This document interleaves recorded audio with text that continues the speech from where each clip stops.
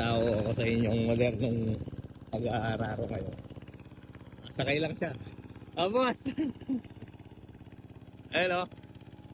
Galing o. Nakaupo lang siya pero nag-aararo. Diba?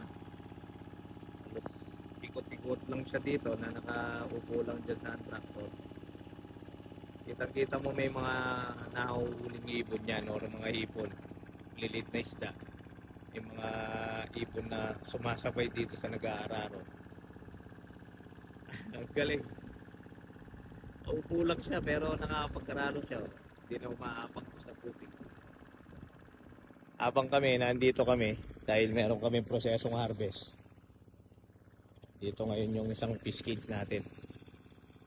Ayun yung isang block.